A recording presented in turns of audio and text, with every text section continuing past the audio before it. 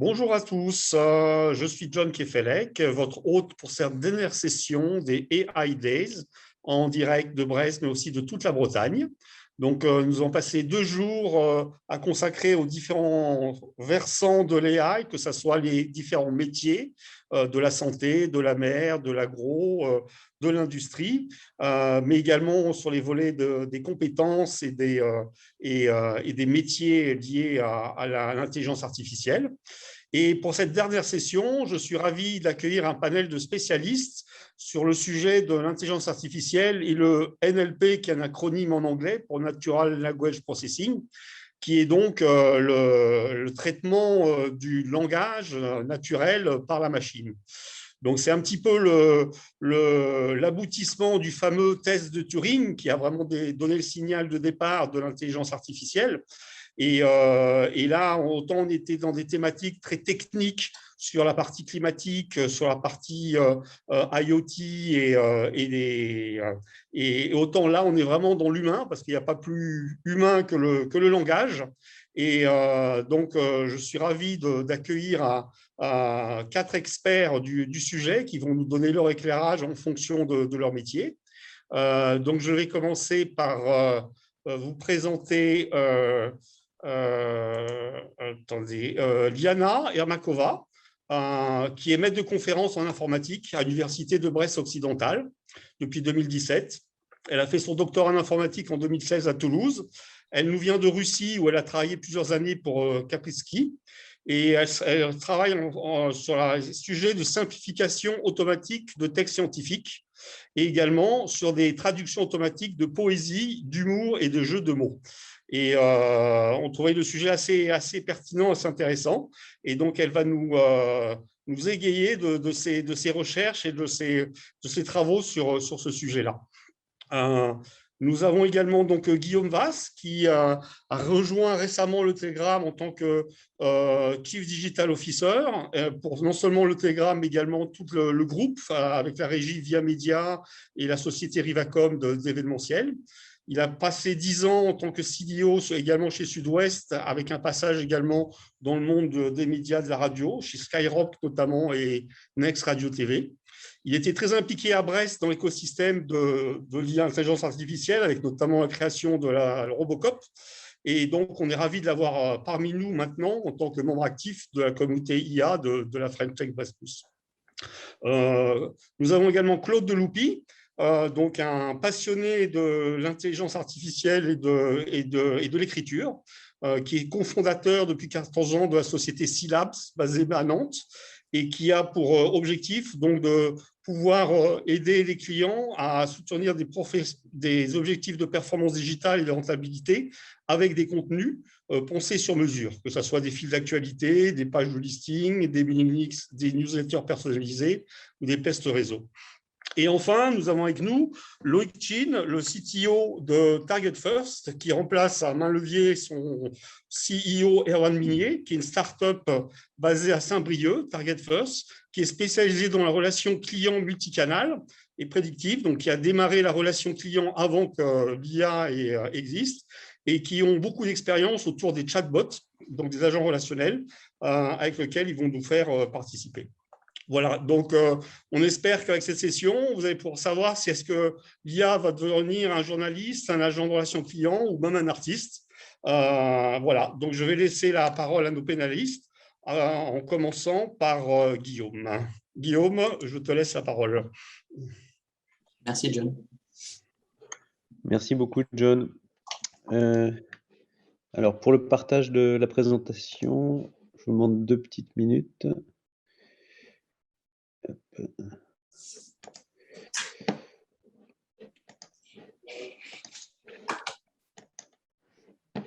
Est-ce que vous voyez mon écran? Très bien, c'est parfait. Ok. Grand écran. Mais écoutez, Par contre, il n'y aura pas de son s'il n'y a pas. Le son sera simplement ta voix. S'il y a du son dans la vidéo, dans la diapositive, on ne verra pas. Non, il n'y a pas de son dans les diapositives. Écoutez, ravi d'être parmi vous. Alors, comme le disait John, moi, je n'ai pas un profil technique, hein, j'ai plutôt un profil transfo, innovation, mais plutôt sous un angle business. Et je travaille avec des équipes de tech, de data analyst, data scientist, etc. Mais je ne suis pas le tech de l'étape. Mon propos, à travers cette courte présentation, c'était de bien vous faire toucher du doigt le fait que pour les médias, et en particulier pour les médias issus de la presse, les cas d'usage, les cas d'application du Natural Language Processing étaient juste gigantesques, et que pour les gens qui s'intéressent à ces sujets, il y a vraiment une mine d'opportunités parce que, comme vous le savez, nous sommes dans une industrie dont les business models sont un petit peu chahutés, et donc nous recherchons des solutions, et notamment à travers le NLP, nous permettant de répondre aux enjeux d'aujourd'hui. Donc voilà, comme le disait John, je suis donc directeur du développement numérique et donc CDO du groupe Telegram, que j'ai rejoint il y a maintenant 4 mois, mais ça fait 10 ans que je travaille sur ces sujets. Alors, juste pour vous poser le sujet, aujourd'hui, les acteurs et ceux au plan international du monde des éditeurs, des publishers sont convaincus de l'intérêt de ces technologies. Il y a une étude qui a été réalisée il y a maintenant 2 ans par la London School of Economics avec un financement Google sur le sujet AI journalism. Et il apparaît qu'en fait, ces technologies répondent à 3 enjeux fondamentaux pour les éditeurs. Le premier, c'est un enjeu de productivité. C'est face à des rédactions dont les effectifs sont limités, c'est de rendre le travail des journalistes beaucoup plus efficient. Et de loin, c'est le premier sujet qui est mis en avant dans l'utilisation de ces techniques. Le deuxième tient à l'expérience lecteur et avec derrière, on va dire, une arrière-pensée qui est assez business, hein, puisque à partir du moment où on délivre les meilleurs contenus à nos utilisateurs, à nos lecteurs, il y a des chances qu'ils viennent nous consommer de plus en plus longtemps et qu'ils alimentent nos modèles, que ce soit sur la publicité ou et de plus en plus sur le développement des abonnements numériques. Et puis le troisième point, il est vraiment 100% business, mais il découle un petit peu du point précédent. Donc il y a plein de sujets sur lesquels des applications ont fait leurs preuves. Tout ce qui est tagage automatique, on est sur du contenu texte. Ce contenu texte, il faut le qualifier. Aujourd'hui, la façon dont ces contenus est qualifié, et je pense que ne sont pas les spécialistes du traitement du langage comme, comme Claude qui viendront dire l'inverse. Le problème des contenus, des articles, c'est que ils sont topiqués uniquement pour les ranger, et faire en sorte qu'ils apparaissent dans les bonnes rubriques, mais ils ne sont pas véritablement qualifiés. On a un problème qui était assez peu présent il y a quelques années et qui est de plus en plus important autour du fact-checking. Parce que c'est de plus en plus compliqué de savoir si les faits qu'on relate sont vrais ou pas. Et en fait, là, c'est de plus en plus IA contre IA, hein, puisque la question du deepfake pose un vrai sujet pour les équipes de journalistes. Il y a la question de la modération du contenu, de préférence modération a priori. Il y a beaucoup de trolls qui viennent sur nos espaces de commentaires et qui viennent pourrir l'expérience pour les lecteurs bien intentionnés. Et puis, il y a tout ce qui concerne plus les aspects business, avec tout ce qui est le ciblage publicitaire, et puis tous les modèles permettant de calculer des scores d'appétence, que ce soit appétence à l'abonnement ou à l'inverse, appétence au churn. Voilà, et je ne reviens pas sur sur la partie NLG, dont Claude parlera tout à l'heure. Donc, globalement, les acteurs des médias sont très appétents sur ces sujets.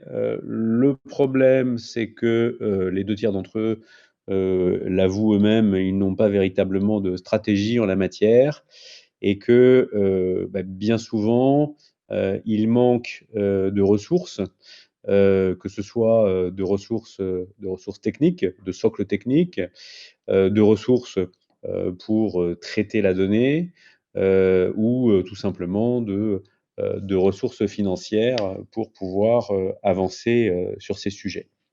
Néanmoins, les champs d'application sont extrêmement variés. La diffusion des contenus et donc tous les aspects hiérarchisation, personnalisation de l'expérience reviennent souvent dans les besoins énoncés. Tout ce qui concerne les alertes et recommandations.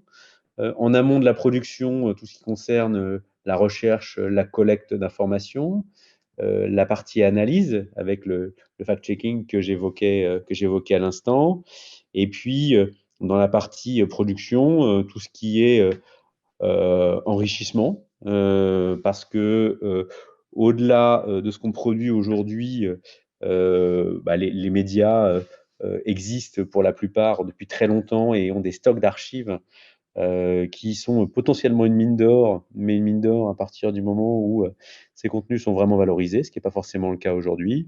Et puis, sur la partie production, là aussi, beaucoup d'attentes pour faciliter la production de contenu et aider les rédactions, au-delà du texte, à traduire ces contenus dans d'autres formats, que ce soit de l'audio ou de la vidéo. Donc, je vous ai sélectionné 4 petits cas d'usage qui m'ont paru intéressants sur des choses qu'on peut faire ou qu'on fait d'ores et déjà dans certains groupes de presse.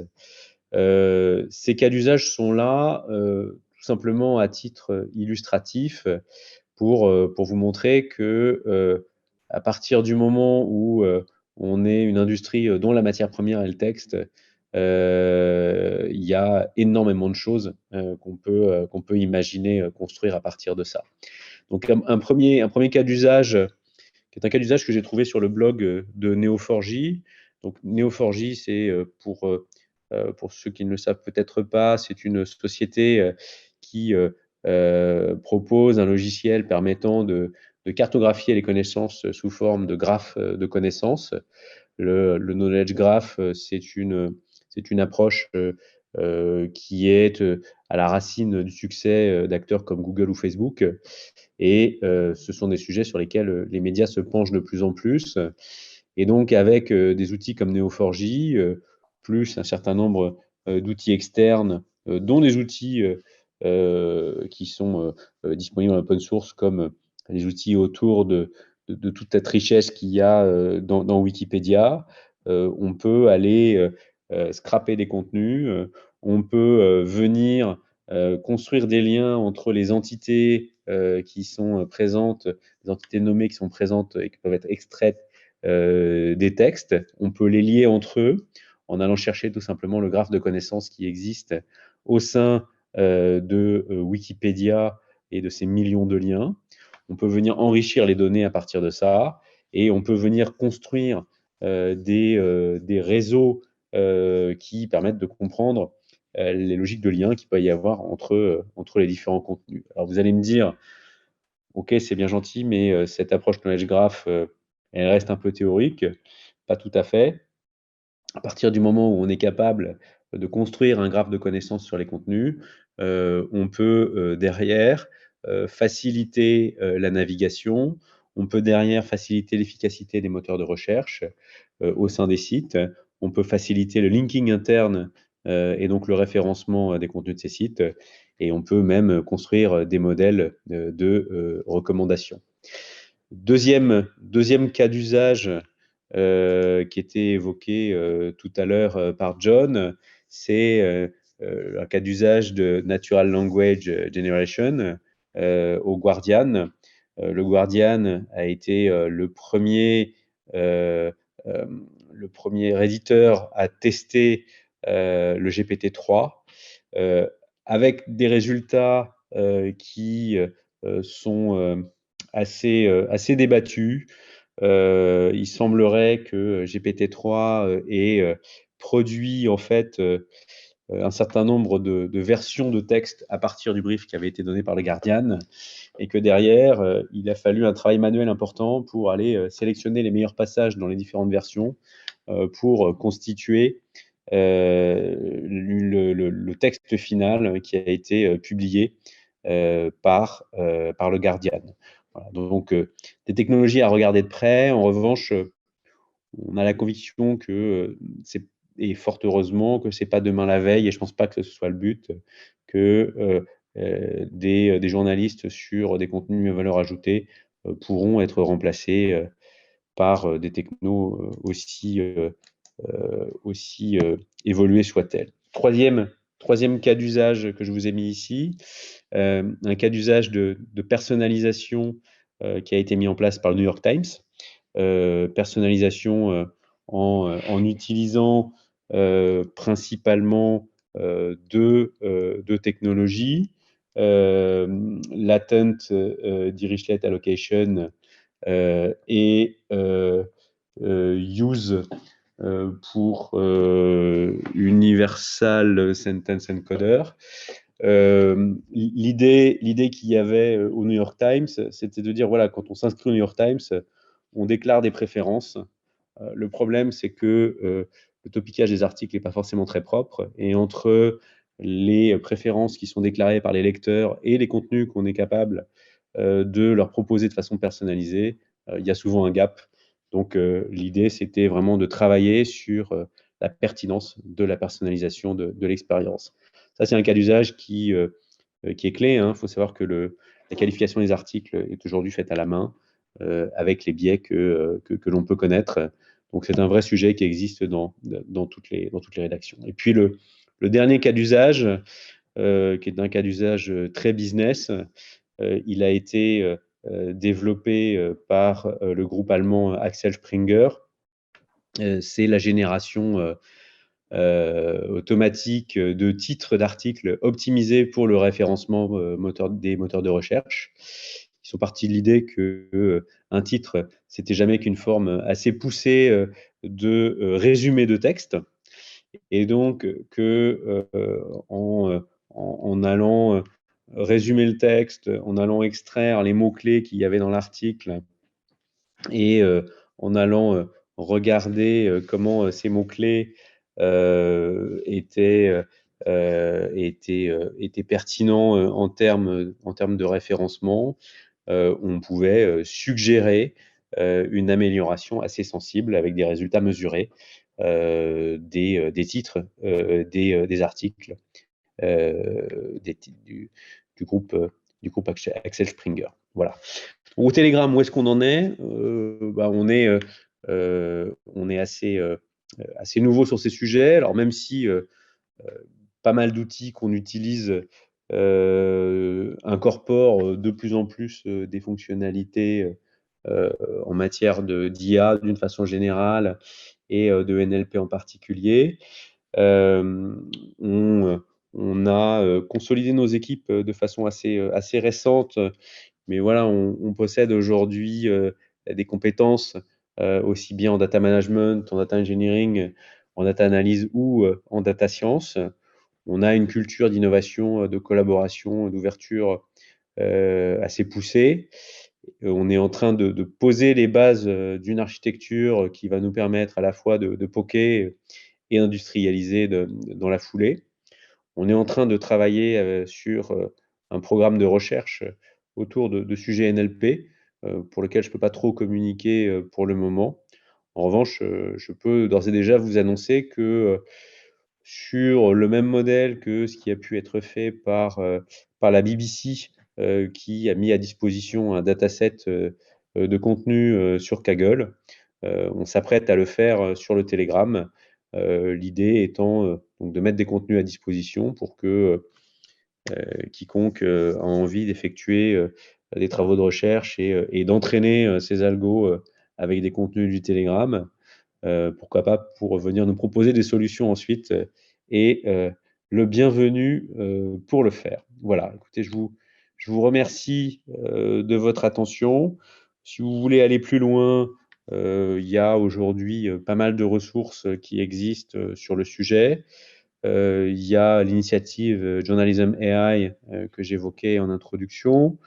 Il y a un livre très bien fait qui s'appelle Newsmakers qui explique comment est-ce que les rédactions peuvent intégrer l'intelligence artificielle en général et l'NLP en particulier dans leur pratique.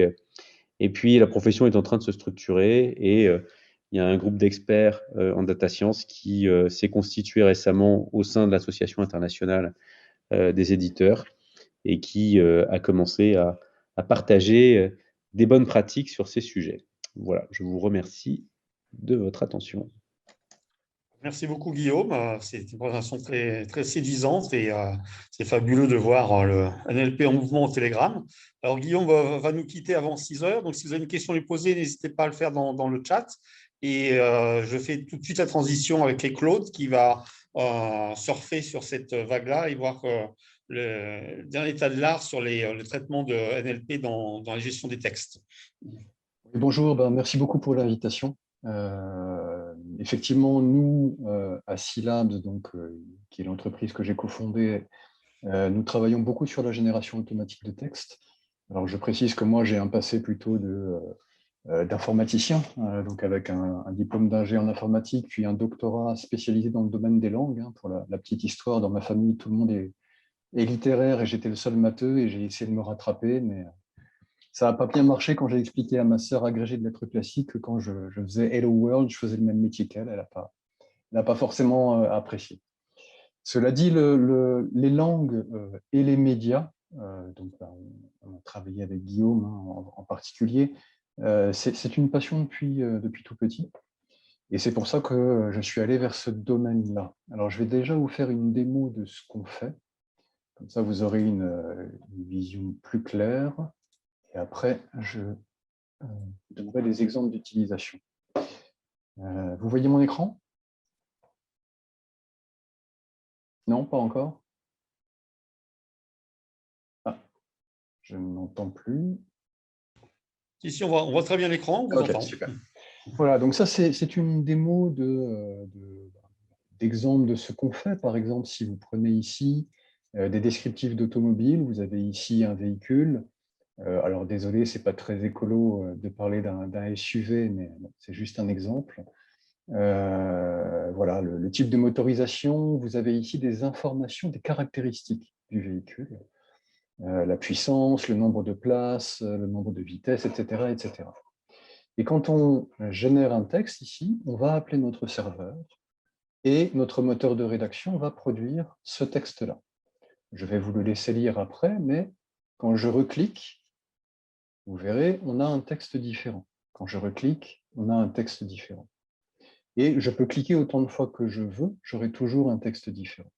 C'est-à-dire que le moteur va prendre la donnée en entrée, va l'interpréter et va la retranscrire dans un contenu textuel qui est la forme de communication la plus habituelle entre êtres humains. Et on peut voir ici qu'effectivement, il y a des éléments qui sont les éléments factuels, mais il y a aussi de l'interprétation. Par exemple, le fait que le coffre soit très grand, le système a interprété qu'au-delà d'un certain volume, parce qu'il y a des données sur d'autres véhicules, c'est un coffre qui est grand.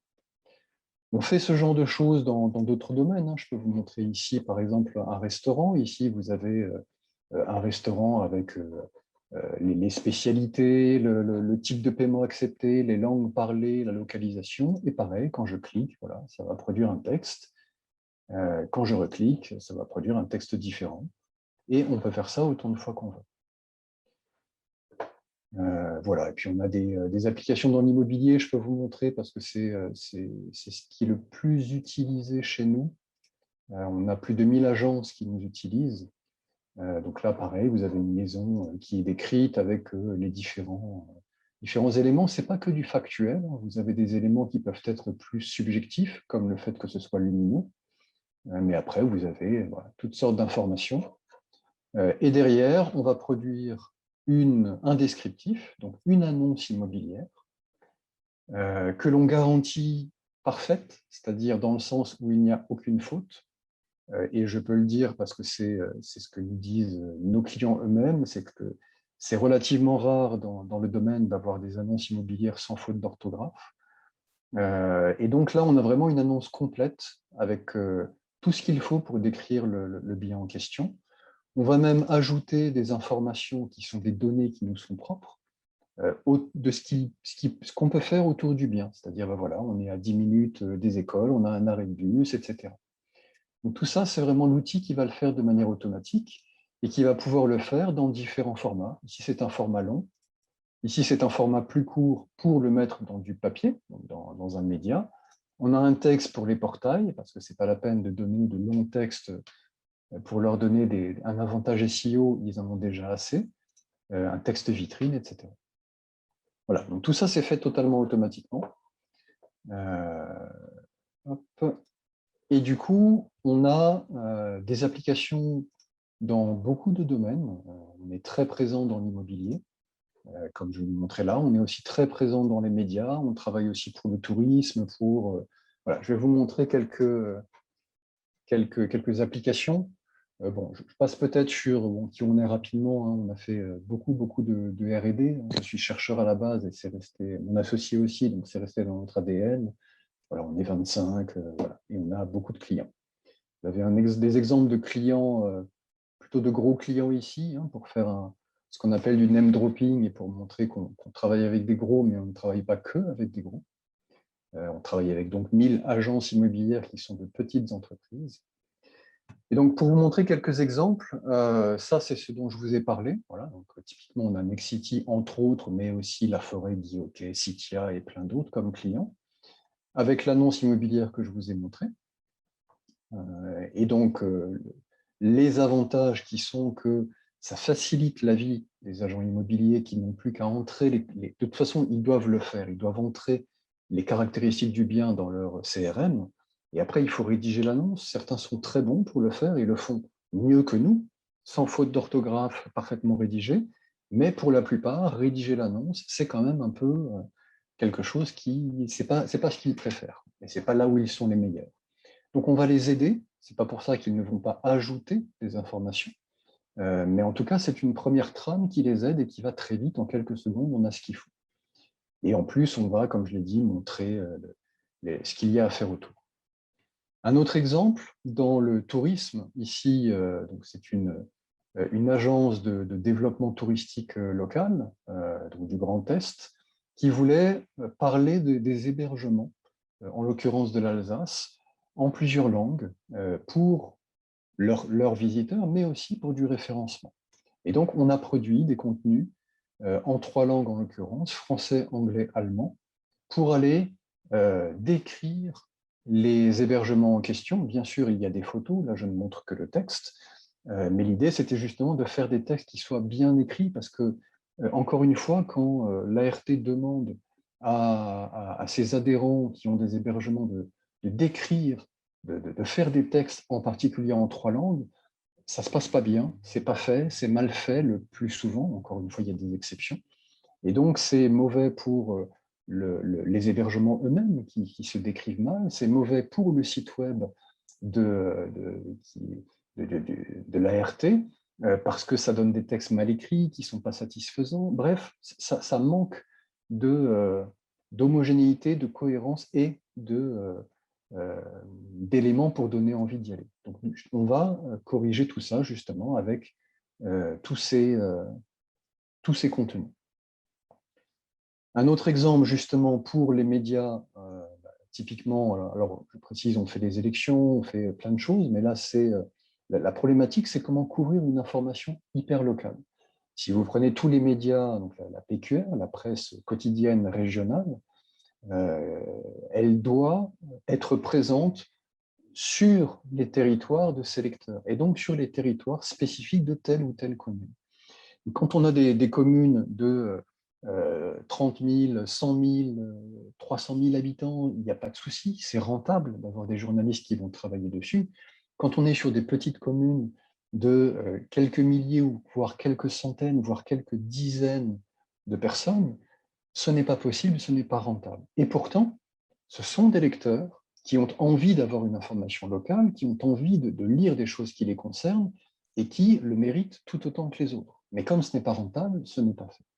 C'est là où on intervient avec des contenus automatisés sur ce qui peut être automatisé. On y reviendra parce qu'effectivement, je suis tout à fait d'accord que ce que disait Guillaume, que la machine ne peut pas et n'est pas prête de remplacer les journalistes, mais on peut automatiser certaines tâches. Ici, par exemple, c'est la météo. La météo, ce sont des données structurées que l'on peut donc faire interpréter par la machine pour aller. Il y a aussi, pareil, des graphiques. Là, je ne montre que le texte. On peut les interpréter pour aller raconter ce qui va se passer dans la journée. Et ça, on peut le faire pour, ici c'est Rennes, donc c'est une commune importante, mais on peut le faire pour une commune de 100 personnes sans aucun problème. Parce que ça coûte très peu cher de faire tourner la machine pour ça. Et donc, ça devient rentable. Voilà, donc on traite beaucoup de communes, entre autres pour Ouest France là-dessus. Encore quelques cas, ici c'est pour le e-commerce, donc là pour Grand Optical, ils avaient des milliers de lunettes à décrire, et en plus les mêmes lunettes à décrire pour 3 sites différents. Et donc ça faisait des dizaines de milliers de contenus à produire. Et là encore, ça aurait été très long, ça aurait été très coûteux d'avoir les contenus de la qualité qu'ils voulaient. En plus, il fallait absolument les relire, il fallait donc. Bon. Donc ils ont fait appel à nous. Et on leur a produit des contenus qui décrivent effectivement les lunettes en question, avec des éléments comme ici, vous voyez, des éléments d'interprétation. Selon la forme, on va pouvoir dire à quel type de visage ça peut s'adapter. On répond à des besoins de référencement, puisque c'était une problématique importante pour ce client. Je précise, je n'ai pas insisté dessus, que Google a financé une partie de notre R&D via des subventions de DNI qui sont pour les médias. Donc nous sommes Google compatibles et nous avons l'aval de Google pour produire automatiquement des textes. Parce qu'on ne le fait pas dans une optique de spam pour aller prendre absolument des audiences qu'on ne mériterait pas. On est là pour donner une information. Mais évidemment, le référencement est un point important. Voilà, donc on a produit tous ces textes en un temps record avec, vous voyez ici, des éléments de retour sur investissement qui se voient tout de suite. Un autre exemple, c'est la communication. Quand vous pouvez vous pouvez avoir des besoins de vous adresser à des utilisateurs de manière spécifique, avec des contenus vraiment pour ces utilisateurs-là. Ce qui est fait généralement dans les éléments de communication, c'est on va découper notre population en 5, 10, 20 maximum catégories et on va faire des textes toujours les mêmes pour ces catégories-là. Ça pose beaucoup de problèmes, ce ne sont pas vraiment des textes personnalisés, ça se voit. Ce n'est pas des textes qui vont susciter généralement un fort intérêt. On peut faire, nous, des textes qui sont extrêmement personnalisés. Et encore une fois, l'idée, ce n'est pas de faire du spam, ce n'est pas de tromper l'utilisateur. Il n'y a pas de volonté d'aller faire à l'utilisateur des choses qu'il ne veut pas faire. C'est vraiment lui envoyer des messages qui lui correspondent. Typiquement, ici, c'était par rapport à une application e-santé. Les data e-santé, ce n'est pas quelque chose de très sexy. Donc, l'idée, c'était de faire une introduction à ces données tous les jours et qui soit quelque chose qui soit un peu plus sympa et qui donne un peu la pêche. Et ces éléments-là étaient adaptés, donc avec des informations, on n'avait pas, je crois qu'on avait le prénom, l'âge, la ville, la météo et sportif ou pas. Et c'est tout. Et à partir de là, on allait faire juste un mail introductif qui est donc adapté, vous voyez ici, très adapté en fonction de la personne. Pour une personne plutôt âgée, on va aller utiliser un langage relativement châtié et pas trop incisif, même si on peut faire des blagues à la fin sur l'inspecteur d'Eric, des choses comme ça, mais Voilà, on va rester relativement neutre. Et pour un ado, on va être plutôt beaucoup plus incisif, beaucoup plus direct. On tutoie déjà. Et ce n'est pas une raison pour déprimer. Voilà, plutôt de rester devant la télé à bouffer une pizza, il faut sortir. Voilà. Donc ça, c'est des choses qu'on peut faire pour justement avoir une adaptation la plus fine possible à la cible.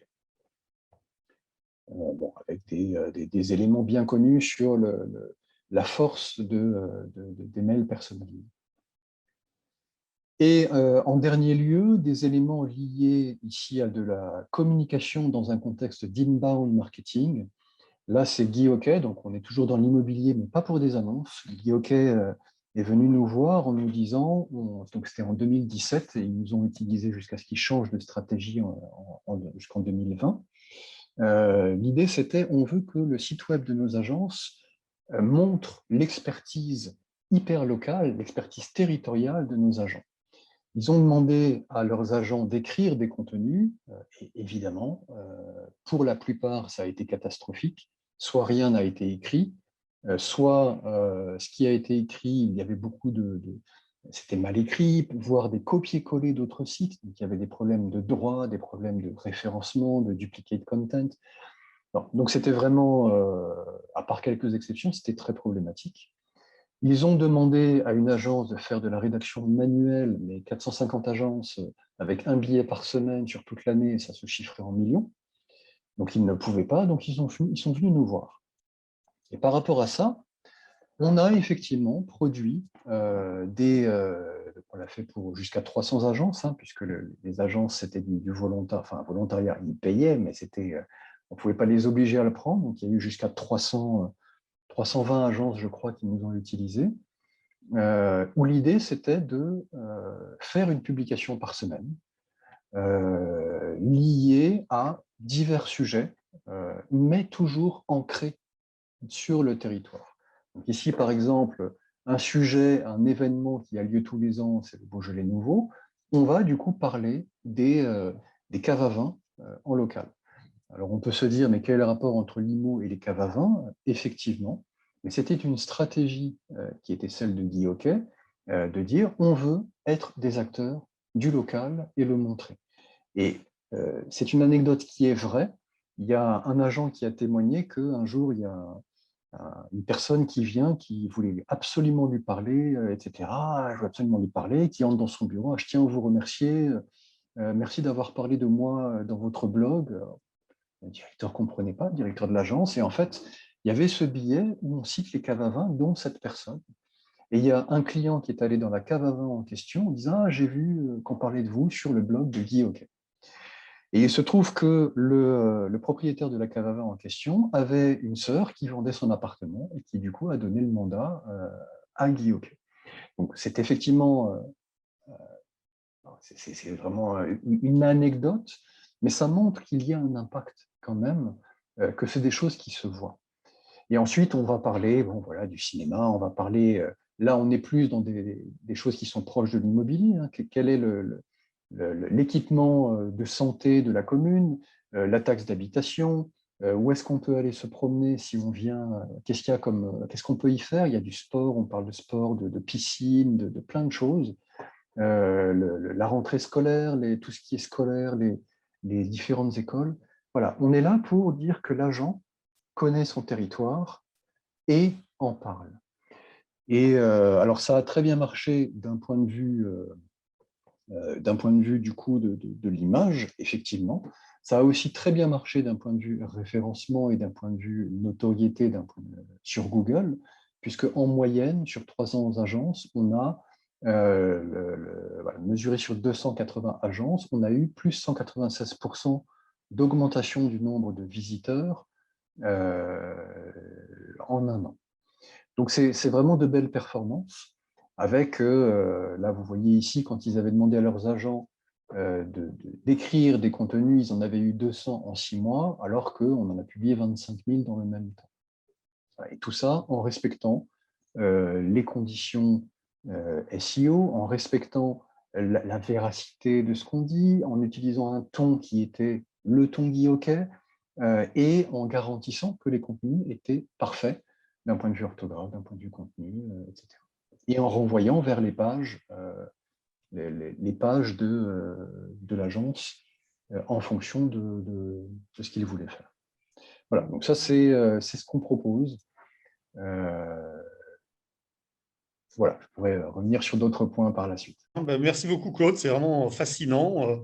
On avait une question de Loïc qui voulait savoir si c'était vraiment du temps réel quand les articles étaient générés ou il y avait c'était en batch, un système de batch Alors, je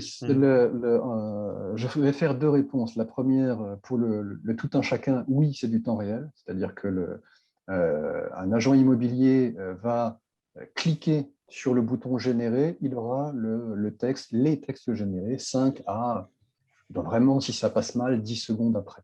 Et là, quand je l'ai fait en temps réel, c'était vraiment le temps réel. C'est-à-dire, c'est à ce moment-là. Après, en tant que scientifique, temps réel, on est plutôt en dessous de 100 millisecondes, et donc je dirais non, ce n'est pas du temps réel, mais pour tout un chacun, on est sur du temps réel. 5 à 10 secondes, on va dire, dans les cas les plus complexes. C'est ça, exactement. Très bien. Ça fait une très bonne transition justement avec Loïc. Donc, il va passer sur la partie NLP conversationnelle, après avoir eu un super exposé de Claude et Guillaume sur la partie rédactionnelle. Donc, Loïc, je te passe la parole. Oui, merci. Juste pour rebondir sur la présentation de Claude, moi, je vais vous présenter aujourd'hui un retour d'expérience de Target First sur les chatbots. Les chatbots, chez qui on prépare, on pré-mâche, on rédige à la main la plupart des réponses. Et la génération de réponses automatiques avec une tonalité propre à un utilisateur, un groupe, un client, c'est quelque chose qui m'intéresse. On rediscutera, Claude, je pense, ensemble de tout ça. Donc, notre retour d'expérience aujourd'hui chez Target First, c'est de la relation client, donc c'est de mettre en relation nos clients avec leurs propres clients, les internautes en l'occurrence, via des outils qu'on leur met à disposition, des outils qui sont, je vais lancer la presse, hop, qui sont un instant, partager. On est bon? Vous voyez? Ah bah je ne vous entends plus. Oui, on voit, oui. D'accord. Donc de la relation client multicanal, c'est-à-dire différents modes de communication écrit, verbal, électronique, email, etc. et prédictif dans la mesure où nous tentons de faire dialoguer les gens de manière prédictive en vue d'objectifs industriels. Donc, aujourd'hui, Target First traite de cette relation client en mode SaaS pour des PME jusqu'à des grands groupes à travers différents types d'applications, tout type de domaines, que ce soit en B2C ou en B2B, mais toujours avec cet objectif d'atteindre des objectifs industriels, notamment pour la plupart de nos clients, de la conversion du chiffre d'affaires ou de la génération de ventes.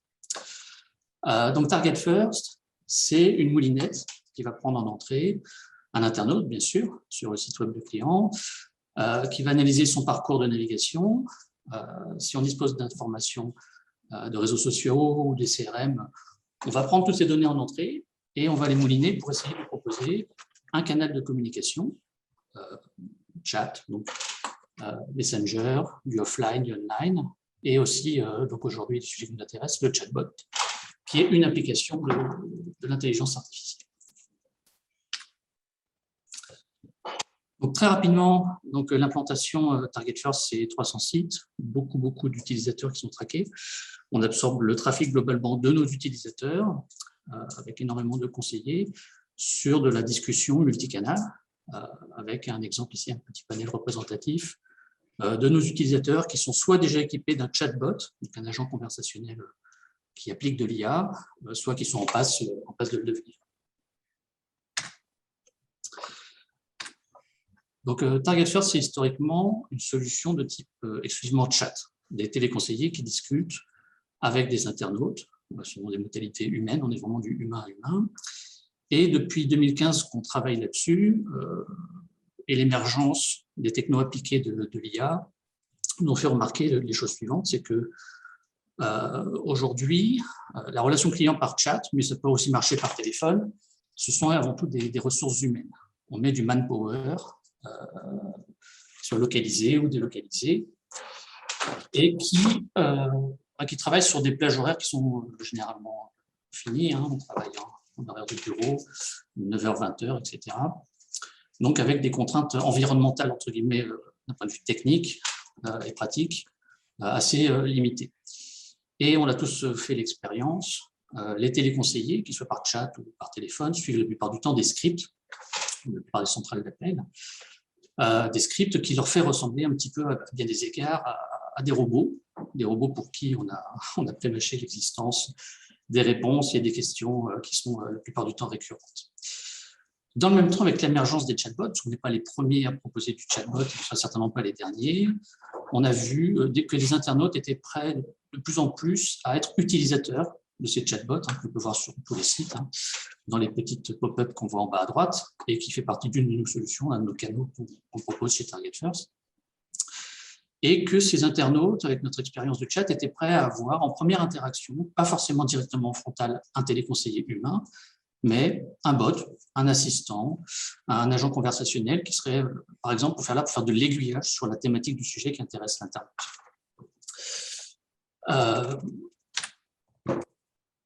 Donc ici, on propose un cas d'usage qu'on a peut-être déjà tous expérimenté sur un site, dans la petite pop-up qui s'ouvre en bas.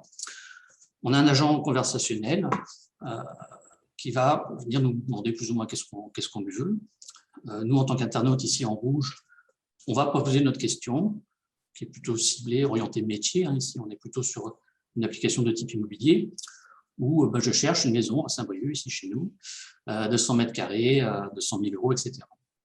Donc nous, en tant qu'intégrateur d'intelligence artificielle, on va prendre cette question, la transformer en requête, et l'envoyer vers des solutions de type IBM Watson ou Dialogflow, qui sont des grands faiseurs de l'application de l'IA appliquée au chatbot, qui elles-mêmes vont se connecter via des moyens techniques à des systèmes informatiques, des bases de données, voire des CRM, pour essayer de capter si la réponse est accessible directement. Là, dans cet exemple en particulier, le robot, le chatbot, le cœur de la machine, a détecté, il avait reconnu la demande d'une maison à Saint-Brieuc, il a segmenté la question en différentes intentions, en entities, et a pu détecter, en se connectant à la base de données, qu'il n'avait pas la réponse. Et ce faisant, n'ayant pas la réponse, va proposer à l'internaute le transfert vers un téléconseiller, lui, humain, en multicanal, en chat, en téléphone ou en messagerie différée, si le téléconseiller humain a, lui ou non, plus d'informations, d'autres propositions que le bot n'aurait pas directement. Donc cette approche hybride est l'approche que nous avons utilisée. Il y en a d'autres. On a d'autres solutions qui ont des chatbots intégrés qui sont purement des chatbots, qui sont assez vite limitants, mais que par rapport au marché qui s'ouvre à nous, on a un marché qui est très demandeur aujourd'hui de solutions bot, pour la raison que j'ai évoquée tout à l'heure, de ressources humaines notamment. Le marché est mûr et très demandeur de solutions de bot, ne serait-ce que pour la curiosité, un petit peu la tendance aussi, la mode d'avoir un chatbot sur son site. Mais aujourd'hui, notre approche est vraiment la hybridation, où le chatbot va travailler main dans la main avec les systèmes d'information et des humains, un petit peu entre guillemets, à l'ancienne. Et ces équipes aujourd'hui sont d'accord pour travailler en collaboration avec le chatbot. Néanmoins, surtout quand on s'adresse à des très grands groupes, on a des exigences vis-à-vis de ces bots qui sont, et on l'aura souvent, nous, remarqué, à un moment donné, finissent nécessairement par être déceptifs. L'IA appliquée au chatbot finit nécessairement par ne pas avoir la réponse à une question qu'un internaute se pose, ne sait pas nécessairement gérer la tonalité ou les sentiments que peut éprouver un internaute lorsqu'il discute avec un chatbot, la colère, une commande non arrivée, etc. Donc, on a cet enjeu pour nous, à travers cette approche hybride, de toujours proposer en alternative un téléconseiller humain, en relais du bot pour la qualité perçue de la société, qui ne peut pas laisser un internaute sans réponse à une question ou avec une mauvaise réponse, qui est souvent le cas avec les chatbots qu'on peut essayer, parce que ça remet en cause leur image de marque.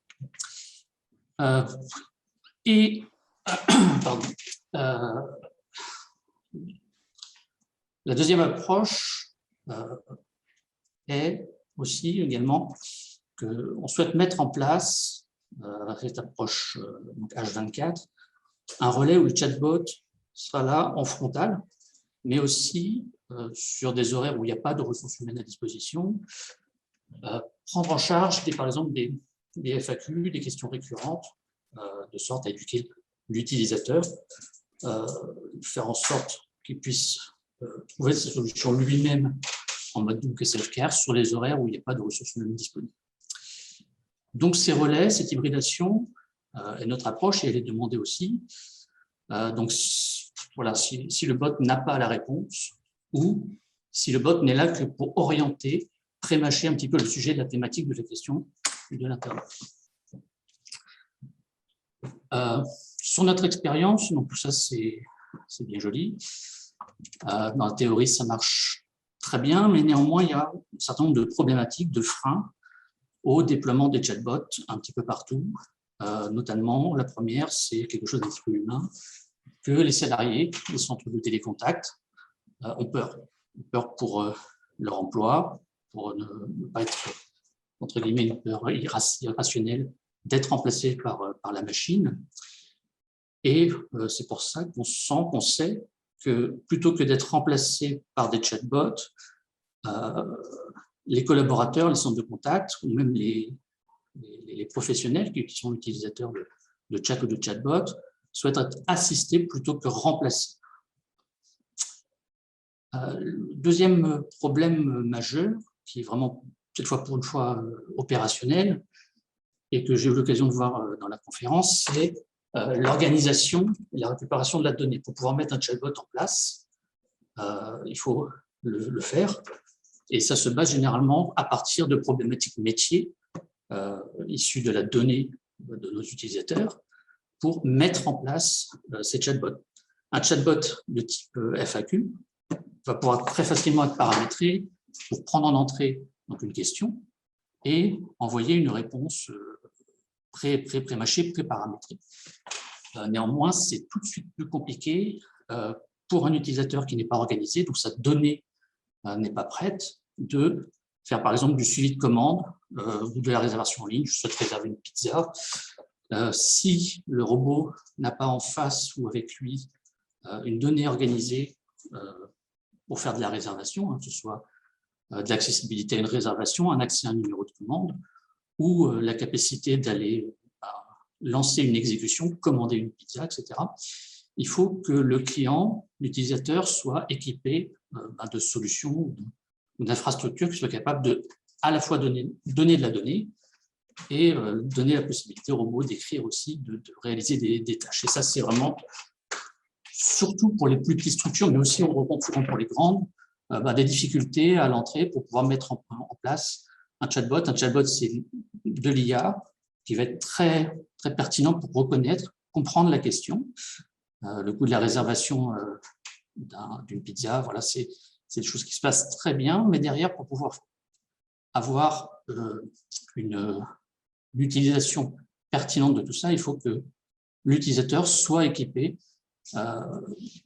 pour pouvoir donner au bot les capacités que pourrait avoir un téléconseiller humain. Une autre chose aussi avec les NLP, c'est que ça demande, à notre niveau, mais aussi au niveau de nos clients, des process d'entraînement, d'apprentissage. On ne met pas en place aujourd'hui un chatbot à base de NLP sans pouvoir le faire grandir, sans pouvoir lui faire apprendre de ses erreurs. Un chatbot peut être très déceptif à bien des égards lorsqu'il ne comprend pas ou qu'il ne reconnaît pas la question d'un internaute. Et lorsque cela arrive, il faut pouvoir amener le bot à grandir, lui pointer du doigt l'erreur ou la mauvaise question ou la mécompréhension qu'il a pu rencontrer et lui faire entraîner. Et ça, cet entraînement, Nous, en tant qu'intégrateur, on ne peut pas le faire, on le fait main dans la main avec nos clients, avec les métiers, pour faire, voilà. Et cet entraînement passe aussi par des interfaces, hein, en mode SaaS, des outils en ligne, qui permettent à nos utilisateurs de le faire par eux-mêmes, en fonction de leur connaissance métier, leur base de données. Et on est aussi aujourd'hui confronté à des limites de capacité presque technique. Lorsqu'on demande à un bot de faire des tâches assez complexes, réserver une pizza ou connaître la disponibilité d'un bien quelconque, ça nécessite, pour celui qui va mettre en place le bot, souvent des compétences techniques. Je parlais tout à l'heure d'accès à la donnée ou de couplage à des opérations techniques. Eh bien, on est aujourd'hui très, très à l'aise, même chez nous comme chez nos concurrents, pour mettre en place des solutions simples, mais tout de suite limitées dès lors qu'on va donner au bot des tâches un petit peu plus poussées. Les enjeux par rapport à cette expérience pour nous et donc pour aujourd'hui et pour demain, c'est ce qu'on travaille dessus, c'est donc l'automatisation. On parlait de la gestion de la donnée pour mettre en place des bots. Il faut pouvoir automatiser, passer le moins de temps possible aujourd'hui chez nous, chez Target First, à la mise en place, l'élaboration, l'agrégation de la donnée pour le traitement la création d'un bot. Et l'automatisation est pour nous aujourd'hui un enjeu assez majeur, pour avoir le moins de temps à passer, le moins de technicité à donner pour la mise en place du bot.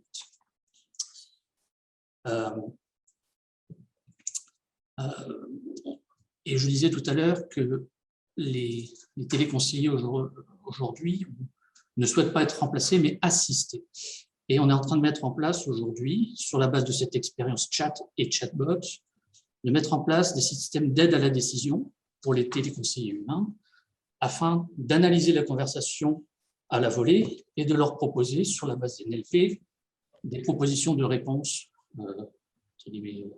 circonstancielles, enfin, pour pouvoir les aider à avoir une réponse souvent plus pertinente possible, ou avoir un regard sur, lors d'un chat humain, lorsque le téléconseiller ou l'internaute s'agace, ou si on part vers un litige, etc. Donc, avoir une espèce d'expérience sémantique, une analyse de ce qui va se passer, pour vraiment améliorer aussi l'expérience de chat humain. Et enfin, un dernier axe aujourd'hui qui nous intéresse, c'est évidemment la reconnaissance et la synthèse vocale. J'ai eu l'occasion d'entendre parler par ailleurs sur la conférence. Aujourd'hui, notre métier est essentiellement du chat, mais on se dirige vers, comme on trouve aussi ailleurs, de l'amélioration du multicanal, faire passer un chatbot avec la synthèse vocale et la reconnaissance pour pouvoir non plus avoir à taper des mots sur son clavier, mais parler au chatbot et se faire dicter la réponse attendue dans le meilleur des cas. Bien, merci beaucoup Loïc. J'avais la même question qu'avec Charles. Est-ce que tu gères le multilingue dans les chatbots? Est-ce que c'est réaliste ou il y a des scénarios où ça peut être applicable? Nous, en tant qu'intégrateur, on se concentre vers des bibliothèques, entre guillemets, pour faire simple, des bibliothèques qui sont pas multilingues. On gère les langues de manière distincte. Si par exemple, on a un site en français, on va concentrer un chatbot qui va être évidemment calé sur du conversationnel français et vice-versa si c'est de l'allemand, etc. Ensuite, on a des pistes chez nous d'utiliser des outils de traduction automatique live, de sorte à avoir une espèce de cœur de raisonnement, que l'IA se passe en français, que les réponses comme les questions passent par des outils de traduction, mais jusqu'à présent, on n'a jamais trouvé ça trop pertinent, trop imprécis sur la traduction en entrée ou en sortie. D'accord, très bien. Merci bien. Écoutez, entre Loïc, Guillaume et Charles, on a vraiment eu un aperçu d'outils qui existent aujourd'hui, qui sont opérationnels. Donc, en tant que prospect entreprise, si vous avez envie de vous les approprier, vous voyez que c'est une réalité. Même utiliser les données open data du Telegram pour développer des applications, c'est vraiment très, très, très séduisant. Et on va finir par Liana Markova sur la partie recherche pour montrer ce qui va venir après maintenant, ce qui n'est peut-être pas forcément encore en production, et sur des sujets qui vont vraiment très très loin au niveau des émotions, de l'humour et des jeux de mots. Et donc, Liana, je te laisse la parole pour nous faire découvrir ton univers et comment tu appréhendes ces sujets-là. Oui, merci beaucoup pour m'inviter à cette conférence. Je vais présenter notre projet qu'on fait avec les collègues. C'est le projet Joker qui a eu un financement récemment. C'est un projet qui porte sur la localisation de l'humour et des jeux de mots et il fait la référence entre le lien entre l'IA et l'humour. On a des organisateurs à peu près partout dans le monde et on a plutôt des gens qui viennent du domaine de SHS, surtout les traducteurs. Et il y a 3 informaticiens de notre équipe. C'est moi, Anne-Gwen Bosset et Tristan Müller de l'Autriche. Pourquoi on a choisi ce sujet? Déjà, la communication interculturelle repose en grande partie sur la traduction, mais le mot, c'est la chose qui est le plus difficile dans la traduction automatique parce qu'il exige la compréhension des références culturelles qui peuvent être aussi implicites, ainsi que de double sens. Après, l'humour, il peut aussi désamortir les situations qu'on peut avoir, par exemple, avec les chatbots ou avec les assistants vocaux. Et parfois, quand on s'énerve contre une assistance vocale, Siri, par exemple, elle fait des blagues. Les jeux de mots sont une source de l'humour qui est très courante et il est souvent utilisé par les romanciers, les poètes et les dramaturges, ainsi que dans les titres toponymes, anthroponymes, les noms des organisations et la publicité, parce que les jeux de mots ont cette qualité mnémonique et ludique. La détection des jeux de mots, il est souvent utilisé dans l'analyse de répétition, dans les systèmes de recommandation ou la détection de fake news ou du discours haineux. Ça peut être très utile pour les systèmes de dialogue, comme j'ai déjà dit, ou pour le sous-titrage automatique qui est souvent fait maintenant, par exemple, pour les vidéos YouTube. On a plein de vidéos YouTube qui ne sont pas sous-titrées par les humains parce que c'est le contenu généré par les utilisateurs et ça apparaît tout le temps. Ce n'est pas possible de le traduire par les traducteurs professionnels. Où on est sur le sujet pour l'instant. La traduction déjà est très assistée par les outils technologiques. Il y a la traduction assistée par l'ordinateur, il y a la traduction automatique. Par contre, il y a très peu de travail sur l'automatisation de traduction de l'humour et de jeux de mots. Il n'y a pas même de corpus parallèle où on peut s'entraîner. Ça existe quelques corpus de l'humour monolangue qui sont issus des campagnes d'évaluation comme CMEVAL ou Hackathon qui a été proposé en 2021. Et il y a d'autres corpus qui sont basés sur le langage figuré. Nous avons organisé une conférence mots-machines. Les machines ont-elles le sens de l'humour en mars 2021 et on a eu quelques intervenants qui ont présenté leurs travaux qui sont très intéressants, parmi lesquels on a notre collaborateur Tristan Müller de l'Autriche qui a développé un outil qui s'appelle Pancat. C'est un outil qui permet de assister au traducteur pour choisir le jeu de mots dans un champ sémantique particulier et j'ai mis le lien sur son projet sur le diapo. L'Association française pour l'intelligence artificielle organise un jam sur la création de textes poétiques ou drôles. Et normalement, cette compétition a été prévue en 2020, mais elle était annulée à cause du Covid. Elle sera reprogrammée pour l'année prochaine.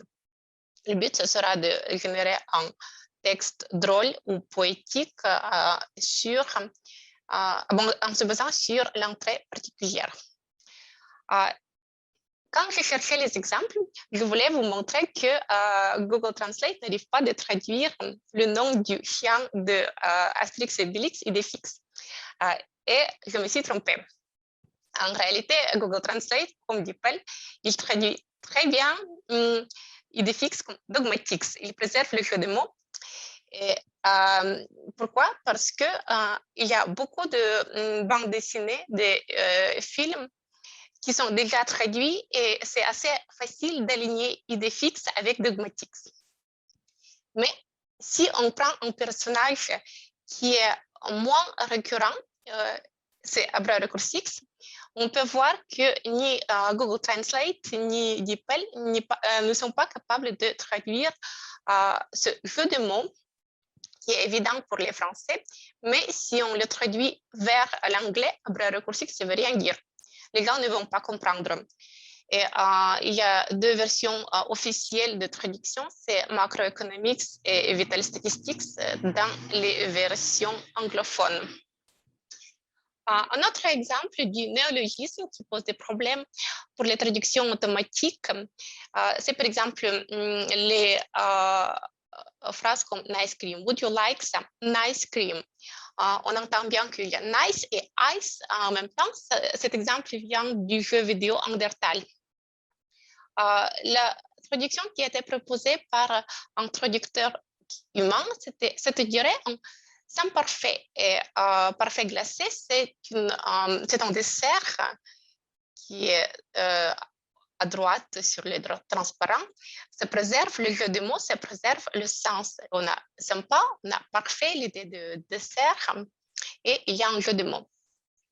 Si on prend un autre slogan publicitaire de Uncle Ben's, c'est The Unexpected Side. Side en anglais, ça peut être Unexpected Side comme quelque chose d'inattendu, mais side, c'est aussi side dishes. Et en français, ça a été traduit par un traducteur, les à côté, bien cotés, qui préserve le jeu de mots. Si on regarde les traductions automatiques, le côté inattendu, c'est quand même la traduction qui ne garde pas le jeu de mots et c'est très au pied de la lettre. Il y a beaucoup de jeux de mots sur la campagne publicitaire de Lipton. Et sur les sachets, vous pouvez voir aussi les jeux de mots qui sont très, très bien traduits de l'anglais vers le français. Et par exemple, Today you look delicious. Il y a un jeu de mots sur tea. Il était traduit aujourd'hui, vous avez l'air suffisante. Il n'y a aucune notion de thé. Mais si on regarde la traduction qui a été proposée par Lipton, aujourd'hui, vous êtes un beau thé. Il y a déjà la notion de thé et le thé est associé avec le mot beau. Pareil pour Lipton. Cat lovers will only drink the kit tea. Ce qui fait un jeu de mots sur les chatons et le thé. Et notre stagiaire a proposé une traduction, les amoureux de chats ne boivent que du thé matcha, qui peut aussi être comme matcha, comme le thé vert japonais. Un exemple qui vient de la littérature de Alice dans le pays des merveilles, c'est That is the reason they called lessons, the Griffin remarked, because they listen from day to day. Il y a un jeu de mots sur les paronymes lessons et lesson qui ne sont pas captés par Google Translate. Par contre, cet exemple a été quand même bien traduit par DeepL, mais peut-être DeepL était entraîné sur Alice. Et la traduction humaine c'est la raison pourquoi l'on appelle ça des cours.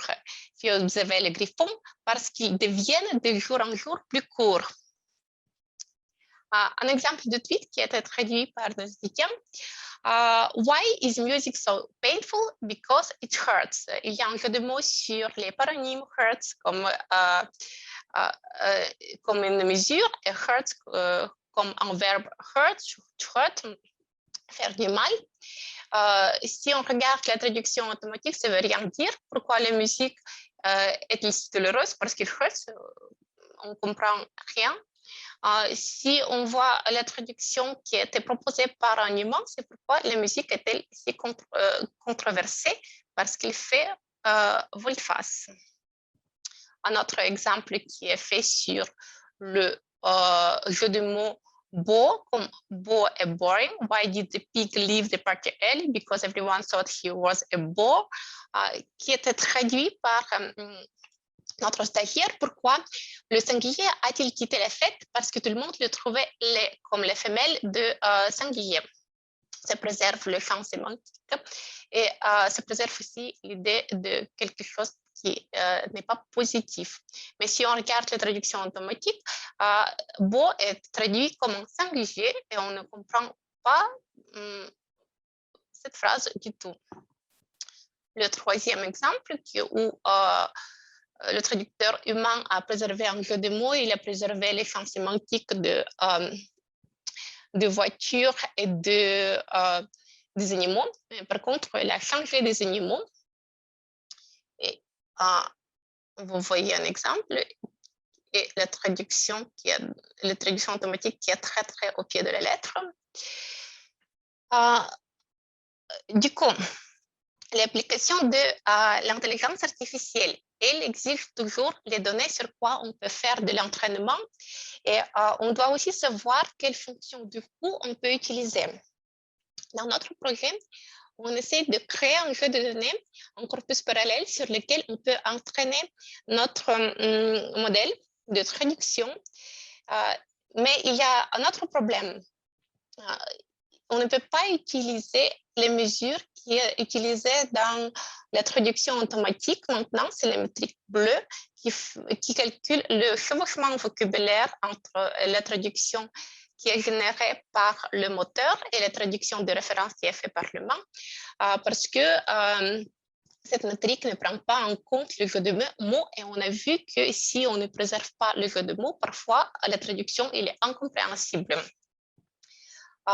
C'est pour ça que dans notre projet, on essaie d'avoir une réflexion sur les mesures d'évaluation développées pour le langage créatif qui peuvent être potentiellement automatisables.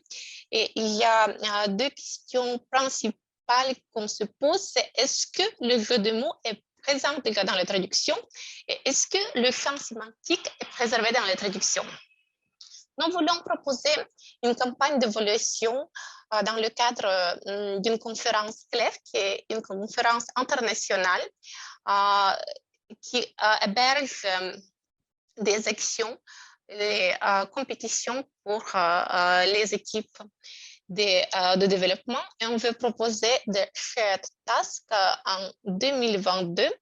On veut essayer de proposer 3 tâches pilotes. La première tâche, c'est faire une classification et expliquer le jeu de mots qui est présenté dans un nom propre ou dans un néologisme. Ça veut dire le mot qui a été inventé par l'auteur.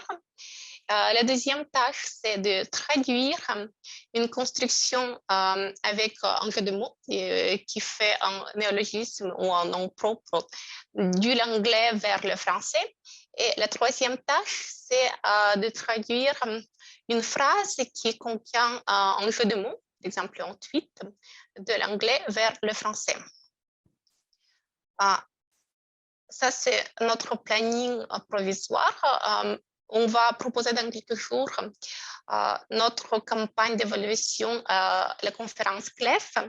On va essayer de rendre les données disponibles au mois de février. Jusqu'au mois d'avril, les participants peuvent soumettre leurs résultats pour l'évaluation qui aura lieu au mois de mai. Et après, c'est la conférence CLEF. En plus, on va organiser un atelier de format classique où on va accepter les propositions, les papiers sur les sujets liés à la détection automatique de l'humour, la traduction de l'humour, la classification automatique de l'humour ou les mesures d'évaluation. Et merci beaucoup pour votre attention et je suis prête à répondre à votre question ou peut-être vous avez des suggestions et participer à notre tâche pilote Joker. Très bien, merci beaucoup Liana, c'est vraiment fascinant ce que tu nous présentes. Donc on peut soumettre donc des jeux de mots à faire tester par l'organisme de recherche. Si c'est le cas, on va le mettre en avant sur notre site Brest is AI. On a dépassé un petit peu le temps accordé, mais je vois que beaucoup de l'audience sont restés parmi nous, donc ça veut dire qu'on avait réussi à les captiver et faire en sorte que la NLP passe du fantasme à la réalité et au futur. Donc cette présentation est enregistrée et sera en live, en replay à partir de la semaine prochaine sur le site Breastis AI. Il y a une petite structure qui va se mettre en place au niveau du Technopôle pour justement aider les entreprises qui le souhaitent à démarrer un projet AI, quel que soit le secteur, et une NLP compris. Donc, n'hésitez pas à déposer votre projet et on se mettra en relation avec les experts du sujet, notamment de NLP, pour vous aider à avancer sur ce programme. Voilà, il ne me reste plus qu'à vous remercier tous les quatre d'être restés jusqu'au bout. C'est la dernière présentation de AI Days. On a fait 20 sessions et c'est super de voir que tout le monde est resté fidèle jusqu'à la fin.